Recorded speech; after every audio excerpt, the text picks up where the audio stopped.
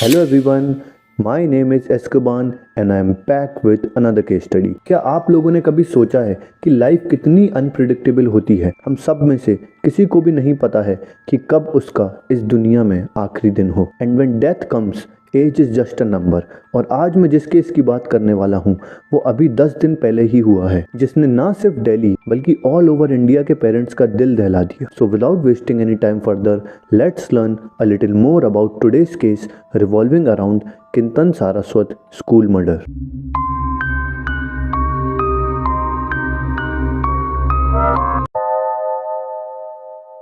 So Kintan was born in 2011 in a small town and he was the second child of his family। और उसके अलावा family में 3 और लोग रहते थे, जिसमें उसके 40 years old father Rahul Saraswat, उसकी 37 इयर्स ओल्ड मॉम सोनी और उसकी 13 साल की बड़ी बहन तनु रहती थी। और 3 साल पहले इन 2020 राहुल ने अपनी इस 4 लोगों की फैमिली के साथ दिल्ली शिफ्ट होने का डिसीजन लिया in hopes to find better employment and education for his 2 children. और दिल्ली आने के बाद कुछ ही दिन में राहुल को एक कुरियर कंपनी में as a daily wage worker job मिल गई थी और घर का सारा काम सोनी संभालती थी एज अ हाउसवाइफ। और राहुल और सोनी का बेटा किंतन सारस्वत सोशल मीडिया पे बहुत एक्टिव था and he used to make reels on Instagram for fun. अब क्योंकि फैमिली की फाइनेंशियल कंडीशन इतनी ज़्यादा लो थी, लेकिन उसके बाद भी राहुल को अपने दोनों बच्चों को एजुकेटेड बनाना था, इसलिए irrespective of his salary and families financial condition Rahul ने अपने दोनों बच्चों किंतन और तनु का एडमिशन नॉर्थ दिल्ली के शास्त्री नगर के एक गवर्नमेंट स्कूल में कराया, जिसका नाम था सर्वोदय बाल विद्यालय। तो थर्सडे का दिन था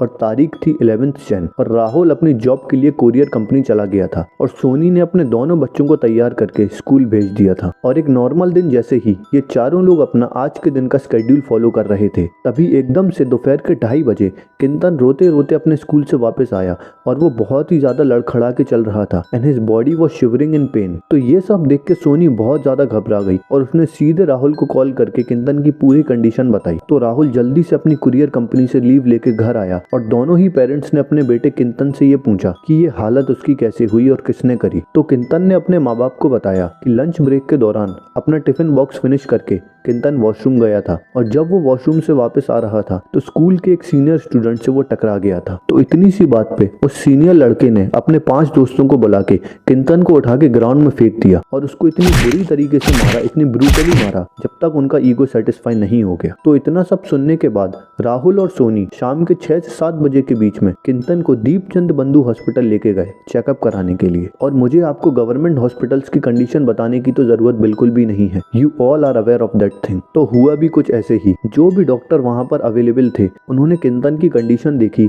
और उसका एक एक्सरे किया और एक्सरे होने के बाद किंतन को कुछ मेडिसिन दी और राहुल और सोनी को बोला कि किंतन की कंडीशन बहुत ही ज़्यादा सीरियस है तो उसको ऑर्थोपेडिक्स डिपार्टमेंट ले जाया जाए। लेकिन जब दोनों माँ बाप अपने बच्चे को ऑर्थोपेडिक्स डिपार्टमेंट ले जा रहे थे, तभी हॉस्पिटल स्टाफ ने बताया कि आज ऑर्थोपेडिक्स स्पेशलिस्ट लीव पर हैं और वो 3 दिन बाद वापस आएंगे, तो आप लोग प्लीज़ 3 दिन बाद वापस आके अपने बेटे का चेकअप करा लेना। अब जो भी मेडिसिन डॉक्टर ने किंतन को दी थी उससे ही वॉज फीलिंग बेटर, लेकिन 2 दिन बाद वापस से किंतन को एब्डोमेन में बहुत ज़्यादा पेन होने लगा, जिसकी वजह से ऑन 15 जन राहुल अपने बेटे किंतन को रोहिणी सेक्टर के एक और ऑर्थोपेडिक स्पेशलिस्ट के पास ले गया। उस डॉक्टर ने भी किंतन को कुछ मेडिसिन दी, लेकिन उस दिन के बाद से किंतन ने खाना खाना बंद कर दिया था और ये इंसिडेंट 11 जैन को हुआ था। तो उस दिन के बाद से राहुल 4 बार स्कूल विजिट कर चुका था इस आशा में कि स्कूल अथॉरिटीज उसकी मदद करेंगी in the assault of his son, लेकिन हर बार स्कूल अथॉरिटीज की तरफ से राहुल को एक फॉल्स रीजन देके घर भेज दिया जाता था। लेकिन इस इंसिडेंट के दूसरे दिन यानी कि ऑन 12 जैन जब राहुल ने स्कूल विजिट किया तो उसने किंतन के 2 क्लासमेट्स से ये कंफर्म किया कि हाँ, उसको एक सीनियर ने बहुत मारा था, लेकिन उन दोनों क्लासमेट्स को किसी भी सीनियर की शक्ल याद नहीं थी। मेरे बच्चे ने खाली यही बताया कि मम्मी मेरे बहुत दर्द है और मुझे बड़ी क्लास के बच्चों ने फेंका है, उठा करके मारा है मुझे और मैंने उनकी शक्ल नहीं देखी। मुझे लगता है अंदर से अब कि उसने शक्ल देखी थी, लेकिन उसने डर के मारे उनकी शक्ल नहीं बताई। जो बच्चों को मार रहे हो, पीट रहे हो, वो बच्चा शक्ल नहीं देख पाएगा, वो भी दिन की रोशनी में। उसने डर के मारे उन बच्चों का नाम नहीं बताया और उसने नहीं बताया। स्कूल वालों का तो फर्ज बनता है कि कौन सा बच्चा है जिस तारीख से। तो ऑन 20 जन किंतन की कंडीशन बहुत ही ज़्यादा क्रिटिकल हो गई थी। He was suffering from high fever and high blood pressure और उसको सुबह से वॉमिटिंग स्टार्ट हो गई थी।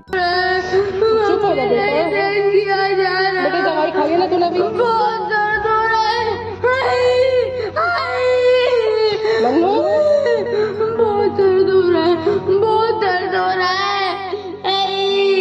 किंतन को फिर से दीपचंद बंधु हॉस्पिटल ले जाया गया और किंतन को ड्रिप्स लगाई गई ग्लूकोज की, जिससे उसकी बॉडी में ग्लूकोज जाए और उसको एनर्जी मिले। और उसी दिन 9 डेज बाद किंतन ने पहली बार कुछ खाने की डिमांड करी तो डॉक्टर्स ने जल्दी से हॉस्पिटल स्टाफ को खिचड़ी लाने को बोला और उसका ट्रीटमेंट करने के लिए वहाँ पे एक फिजिशियन, पेडिट्रिशियन और एक ऑर्थोपेडिक स्पेशलिस्ट को बुलाया गया था। लेकिन इन सब के इतने एफर्ट्स के बाद भी किंतन डाइड।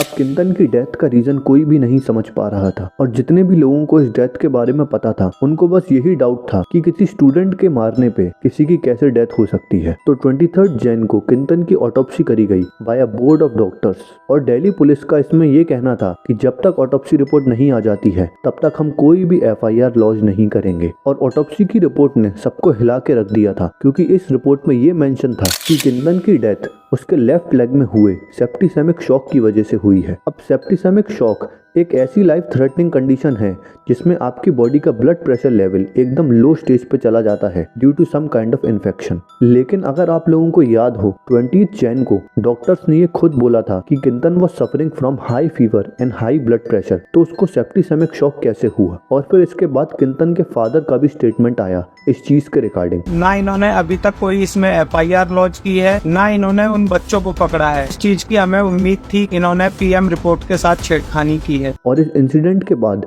एकदम से ये पूरी न्यूज मीडिया में बहुत तेजी से सर्कुलेट हुई and everyone was questioning Delhi government and school authorities for their negligence. इसलिए दिल्ली गवर्नमेंट ने एक प्रॉम्प्ट इंक्वायरी ऑर्डर करी जिसमें कमेटी और स्कूल हेड की तरफ से एक रिपोर्ट सबमिट करी जाएगी इस पूरे इंसिडेंट से रिलेटेड। अब आप लोग खुद सोचो कि उस बाप पे क्या बीत रही होगी जो एक छोटे से टाउन से बस ये सपना लेके आया था कि उसे अपने दोनों बच्चों को बेस्ट एजुकेशन प्रोवाइड करानी है जिससे उनको आगे जाके अपने फादर जैसे एक डेली वेज वर्कर ना बनना पड़े। राहुल का मीडिया से बस यही कहना था कि उन 5 लड़कों को मेरे सामने लाके खड़ा कर दो और मैं उनकी आंखों में आंखें डाल के ये पूछना चाहता हूँ, क्या इतनी सी छोटी चीज के लिए मेरा बच्चा डेथ डिजर्व करता था। आज 5 फेब हो चुकी है और अभी तक Kintan's family is fighting against this cruel system for justice for their son. और उनका बस यही कहना है कि हमारे बच्चे की मौत स्कूल में कम सिक्योरिटी और हॉस्पिटल स्टाफ की नेग्लिजेंस की वजह से हुई है। स्कूल अगर सही होता तो आज मेरा बेटा यहाँ पे मेरे साथ होता,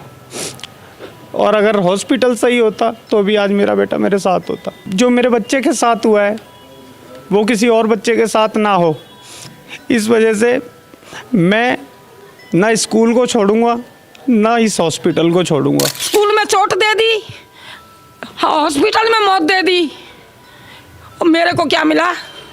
मेरा बच्चा मेरे घर से गया, मेरे घर का चिराग बुझ गया। और इंसिडेंट होने के एक दिन पहले ही ऑन 10 जैन किंतन के एग्जाम का रिजल्ट भी आया था and he was so happy. उसने अपनी माँ सोनी को भी बताया कि उसको 100 में से 80 मार्क्स मिले हैं मैथ्स में। And nobody can digest this thing कि एक बच्चा जिसको इंडियन एयरफोर्स में जाना था, अपनी कंट्री को नेशनल लेवल पे रिप्रेजेंट करने का सपना था जिसका, उसके साथ ये इंसिडेंट हो गया और उसको ऐसी मौत मिली। दिस अपकमिंग जनरेशन जिसको आप जेन ज़ी या जेन अल्फा कहते हो is so fucked up. You can't imagine कि what is going in their mind, क्योंकि हम सभी ने कभी ना कभी स्कूल्स एंड कॉलेजेस में पढ़ाई करी होगी। सो इट वाज कॉमन कि हम चलते चलते किसी से भी टकरा जाते थे, बट वो इंटेंशनली नहीं होता था and we used to walk off without saying anything, या फिर हम एक छोटा सा सॉरी बोल देते थे। लेकिन इतनी सी बात पे किसी बच्चे को इतना बुरी तरीके से मारना कि वो मर जाए is such a psychotic behaviour, और ये डायरेक्टली उन स्टूडेंट्स की अपब्रिंगिंग पे क्वेश्चन करता है। ऐसे जानवर पाल रखे हैं, तुम क्या शिक्षा दे रहे हो उन बच्चों को